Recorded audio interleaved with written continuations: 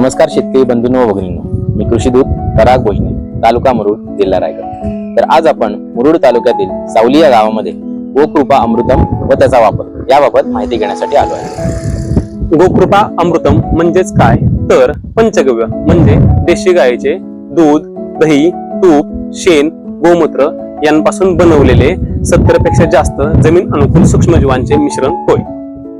हे उपयुक्त सूक्ष्मजीव मातीतील सेंद्रिय घटकाचे विघटन करून वनस्पतींना आवश्यक पोषक द्रव्ये उपलब्ध करून देतात। त्याचबरोबर मातीचे भौतिक आरोग्य सुधारते, पाणी धारण क्षमता वाढते, मातीचे जैविक संतुलन टिकून राहते, एकंदरीत माती अधिक सजीव बनते। तर गोकृपा अमृतम तयार कसे करायचे तर बन्सी गीर गोशाळा गुजरात यांनी गोकृपा अमृतमचे द्रावण तयार केलेले आहे व महाराष्ट्रात जवळपास 23 ठिकाणी हे आपल्याला विनामूल्य उपलब्ध आहे। त्यांच्याशी संपर्क साधून आपण हे 1 लिटरचे गोकृपा अमृतमचे द्रावण मिळवू शकतो।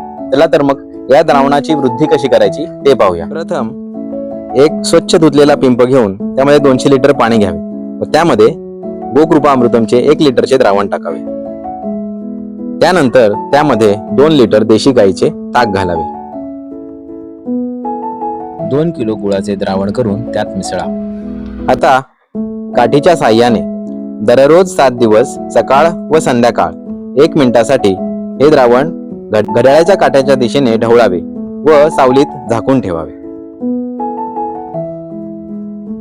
तर 7 दिवसानंतर आपले हे द्रावण वापरण्यासाठी तयार होणार आहे। हे द्रावण पुन्हा पुन्हा वापरण्यासाठी आपण तयार द्रावणातून 10 लिटर द्रावण बाजूला काढून त्यामध्ये मागे मिसळलेल्या सर्व वस्तू घालून हे द्रावण दर 7 दिवसांनी पुन्हा पुन्हा वापरू शकतो। गोकृपा अमृतमचा वापर कसा करावा तर दर महिन्याला 1 एकरासाठी 2000 लिटर गोकृपा अमृत फवारणीद्वारे किंवा आळवणीद्वारे दिले गेले पाहिजे। उदाहरणार्थ जर आपण 1 एकराला 4 वेळा पाणी देत असू तर प्रत्येक वेळी 500 लिटर गोकृपा अमृत द्यावे। तर गोकृपा अमृतमचा कंपोस्ट म्हणून वापर कसा करावा तर कोकण विभागात मोठ्या प्रमाणात खत म्हणून शेणखताचा वापर केला जातो। याचे उत्तम कंपोस्ट खत तयार करण्यासाठी शेणाच्या ढिगाऱ्यावरती जागोजागी खड्डे घेऊन त्यामध्ये 50 ते 100 लिटर गोकृपा अमृतमचे द्रावण टाकावे व यावरती दर 3 ते 4 दिवसांनी ओलावा टिकण्यासाठी पाण्याचा शिडकावा करावा। अशा प्रकारे 60 दिवसामध्ये उत्तम प्रतीचे कंपोस्ट खत तयार होईल। गोकृपा अमृतमचा कीटकनाशक म्हणून वापर करायचा असल्यास 3 लिटर गोकृपा अमृत सोबत 3 लिटर देशी गाईचे ताक व 9 लिटर पाणी हे सर्व एकत्र करून वापर करू शकतो। जर देशी गाईचे ताक उपलब्ध नसेल तर 3 लिटर गोकृपा अमृतम व उर्वरित 12 लिटर पाणी असे एकत्र करून फवारणीसाठी वापरू शकतो।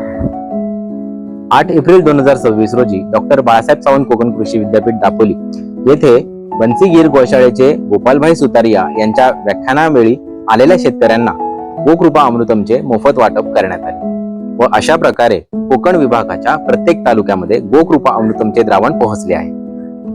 अशा प्रकारे गोकृपा अमृतमच्या रूपाने युरिया, DAP व कीटकनाशकावर एक प्रभावी शाश्वत पर्याय नक्कीच उपलब्ध झाला आहे।